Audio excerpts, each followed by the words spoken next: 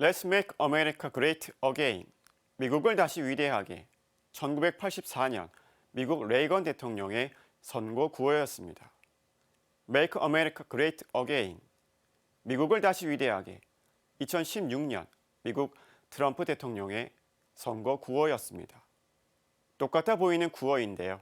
두 사람은 모두 공화당 출신이었습니다.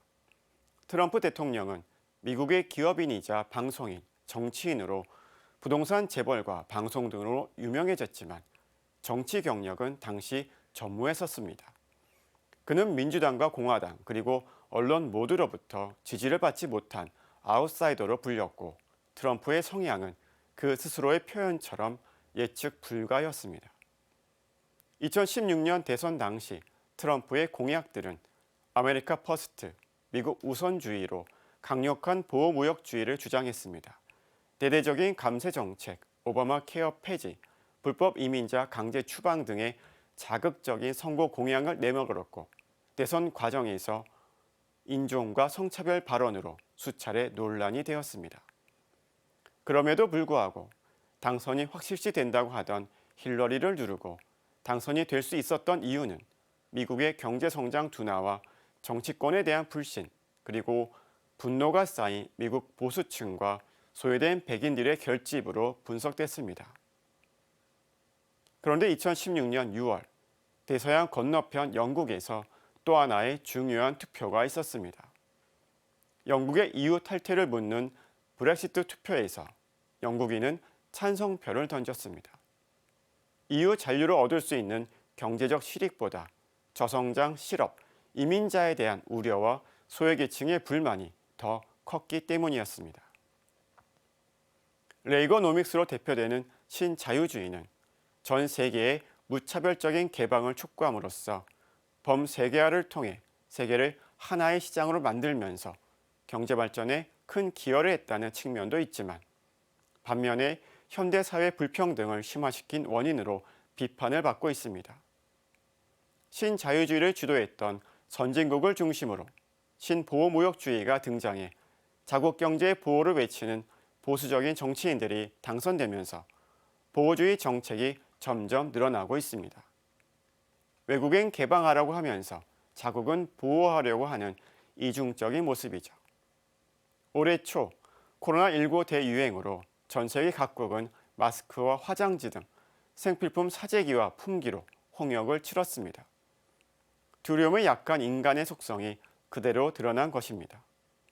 결국 코로나19에 따른 경제적 피해를 줄이기 위해 각국은 신보호무역주의 정책을 강화하고 있습니다. 미국은 자국 물자에 대한 우선 구매 정책을 강화하고 이유는 의료 물자의 수출을 통제했습니다. 세계의 공장으로 불리는 중국의 폐쇄로 글로벌 공급망의 위기를 경험한 국가와 기업들은 효율성보다는 안정성을 중시하는 전략을 세우고 있습니다. 연대성은 인간들이 깊이 연계해 서로 원조를 주고받는 것을 뜻하는데 성 요한 바오로 2세 교황은 회칙 사회적 관심에서 연대성을 다음과 같이 정의합니다. 연대성은 공동선에 투신하겠다는 강력하고도 항구적인 결의이다.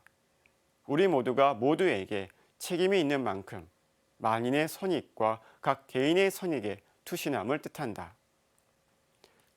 프란시스코 교황은 2015년 파라과이 방문 중 담화에서 연대 없는 신앙은 그리스도가 없는 신앙이며 하나님이 없는 신앙이고 형제가 없는 신앙입니다. 라고 말했습니다.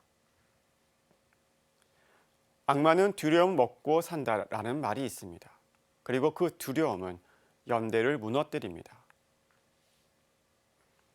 1993년 신자유주의가 세계를 휩쓸던 당시 김수환 추기경은 우루과이 라운드 협상 타결로 우리나라의 쌀 수입 개방이 결정되자 쌀 개방으로 시리에 빠진 농민들이 희망을 품고 살아갈 수 있도록 힘과 지혜를 모아 나갈 것을 촉구했고 1994년 우리농촌 살리기 운동본부가 설립됐습니다.